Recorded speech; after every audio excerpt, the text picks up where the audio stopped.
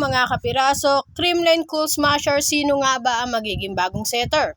Kaya nga tara na't pag-usapan nga natin yan. So guys, alam naman natin ang pag-alis ni Gia Morado de Guzman nga sa Creamline Cool Smasher upang subukan ng opportunity sa Japan. At alam din naman natin guys na napakalaking puwang at napakalaking spot ang iniwan niya sa magiging bagong setter. Alam naman natin guys kung gaano kagaling na setter itong si Gia de Guzman dahil nga sa mga award na nakuha niya simula na naglaro siya ng volleyball at naging setter ng Creamline Cool Smasher. Kaya nga guys, sa mga fans ng Creamline Cool Smasher ay palaisipan kung sino nga ba ang magiging bagong setter ng Creamline Cool Smasher. Siyempre guys, andyan na nga si Kylie Negrito upang maging setter ng Creamline Cool Smasher. At may mga ilang pangalan nga na naglalabasan na posibleng maging setter ng Creamline ngayon. So guys, unahin na nga natin ang pinakamaugong na bagong setter ng Creamline at ito nga ay walang iba kundi si Mape Galanza. Yes guys, tama nga kayo. Ang nakababatang kapatid nga ni Jessica o ni Gemma Galanza ang posibleng maging setter ng Creamline Cool Smasher. So guys, ito nga si Mape Galanza ay mula sa UST Golden Tigresses. So guys, nung UAAP days nga nitong si Mape Galanza ay maganda rin naman talaga ang pinakita nito sa UST. Kaya nga guys, deserve din naman niya kung maging setter man siya ng Creamline Cool Smasher. So guys, yun nga lang, hindi pa talaga ito kumpirmado kung siya na nga ba talaga magiging setter ng Creamline. Guys, pagkatapos nga ni Mape Galanza, may isa pang pangalan na lumabas na posibleng maging setter ng Creamline Cool Smasher. So guys, ito nga mula sa UP